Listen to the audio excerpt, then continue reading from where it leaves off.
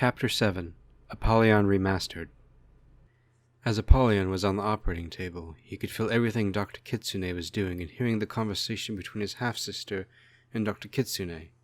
Dr. Kitsune then asked Artemis, "Do you realize once this operation is complete that you won't be able to completely return him to his original body?"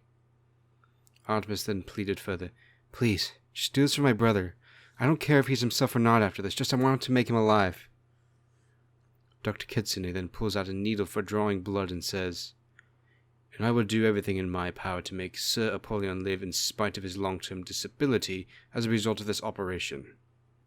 But in order to complete the operation procedure, in order to make his soul corporeal with his new artificial body, I'm going to need a decent amount of your blood." Artemis then extends her pale arm towards Dr. Kitsune, exposing the vein in her elbow and commands, "Then do it."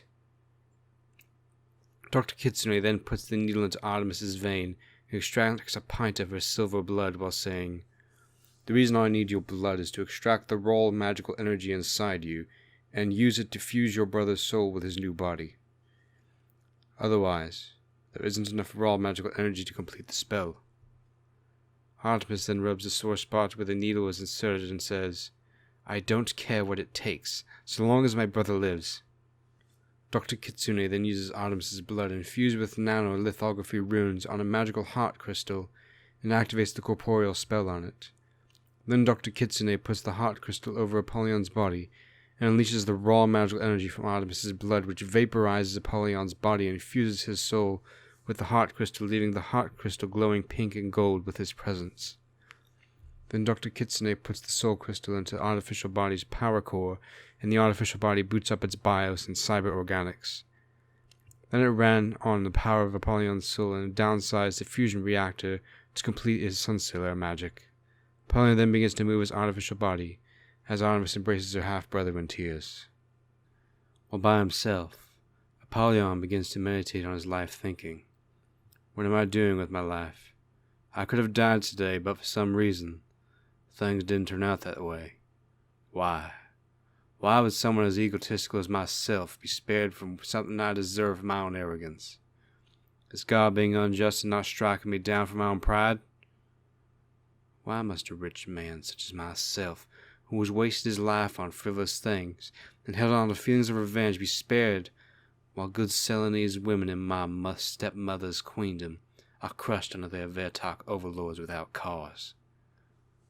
As Apollyon continued to monologue to himself, an angel appeared to him and said, "Jeremiah, it's not your fault for what others have done to you or your sister." Apollyon then said to the angel in his mind, "Well, I wish it was my fault, because then there would at least be something I could do about it.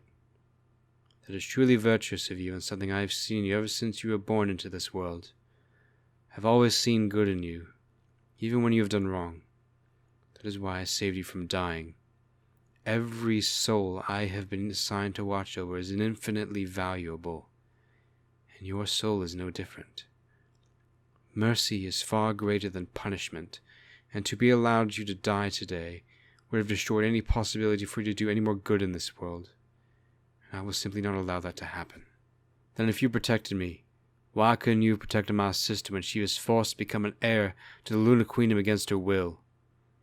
If you could save me from a human and dragon hybrid, why couldn't you save her from becoming a Vertok traitor to what is right and good? Perhaps if you look through heaven's eyes, you'll see things beyond your current comprehension. She is far more protected than you could possibly fathom at this very moment. Have you ever thought to consider how many times she has been spared the sword for being with you, who is a sworn enemy of her Vertok slave masters? Have you considered the good people of her queendom who love her enough to sacrifice their lives to keep her safe? If not, I don't blame you. It is often hard to recognize the miraculous things that happen all around you when your mind is so fixed on what you don't have, instead of the hidden things you have already been granted unto you. But I have faith in the one who made you, that with enough determination, you can overcome these faults and fulfill who you are meant to be. Then show me the way, lest I continue to wander off the path of righteousness, and be bitten by the rattlesnake of my own weakness."